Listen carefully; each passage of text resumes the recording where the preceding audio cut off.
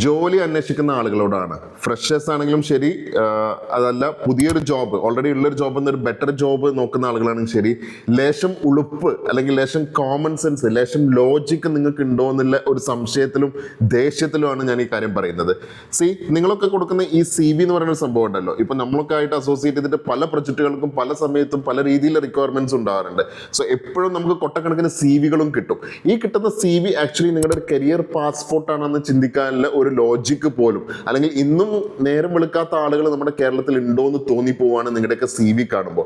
Actually നിങ്ങളെ കാണുന്നതിന് മുമ്പ് ഒരു ഫസ്റ്റ് ഇംപ്രഷൻ നിങ്ങളുടെ കമ്പനിക്ക് കൊടുക്കുന്ന ഒരു സംഭവമാണ് CV എന്ന് പറയുന്നത്. അവിടെ ശുദ്ധ അസംബന്ധമായിട്ടുള്ള CV, ഒരു കണക്ഷനും ഒരു കുലബന്ധം പോലും അവർ ഓരോ കമ്പനിയും അവരുടെ റിക്വയർമെന്റിലേക്ക് ഒരു JD ജോബ് ഡിസ്ക്രിപ്ഷൻ ലിസ്റ്റ് ചെയ്യും.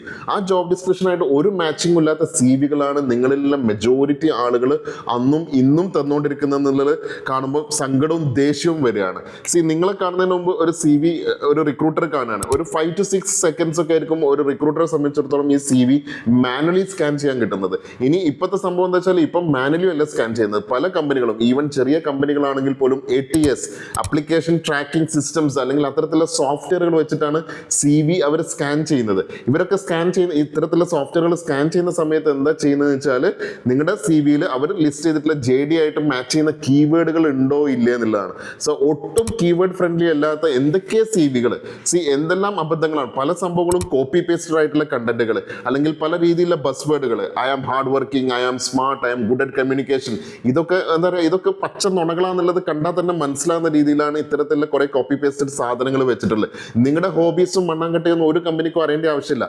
അത് ആ JD ആയിട്ട് മാച്ച് ചെയ്യുന്ന ഒരു ഹോബി ആണെങ്കിൽ മാത്രമേ അതിന് പ്രസക്തി ഉള്ളൂ എന്നുള്ളത് ചിന്തിക്കുക. ഇനി അതുപോലെ തന്നെ ആരാണെങ്കിലും, ഇപ്പോൾ ഫോർ എക്സാമ്പിൾ എഞ്ചിനീയറിംഗ് സ്റ്റുഡൻസ് ആണെങ്കിൽ എഞ്ചിനീയറിംഗുമായിട്ട് ബന്ധമില്ലാത്ത പല ജോബുകളിലേക്കാണ് ഇന്ന് നിങ്ങളൊക്കെ അപ്ലൈ ചെയ്തുകൊണ്ടിരിക്കുന്നത്. അവിടെ നിങ്ങൾ ചെയ്ത മേജർ പ്രൊജക്റ്റും മൈനർ പ്രൊജക്റ്റും ഇതിൽ കൊണ്ടുവന്ന് വെക്കുന്ന ഒരു ആവശ്യം എന്താണ്? നിങ്ങൾ തേങ്ങ പൊളിക്കണ മെഷീൻ ഉണ്ടാക്കിയോ ഇല്ല എന്നുള്ളത് സാധാരണ ഓഫീസ് ജോബിലേക്ക് അപ്ലൈ ചെയ്യുമ്പോൾ അത് അവിടെ ആവശ്യമില്ല എന്നുള്ളത് ഇറ്റ്സ് എ കോമൺ സെൻസ്. ആ ഒരു വകതിരിവ് പോലും നിങ്ങൾ കാണിക്കണില്ലെന്ന്.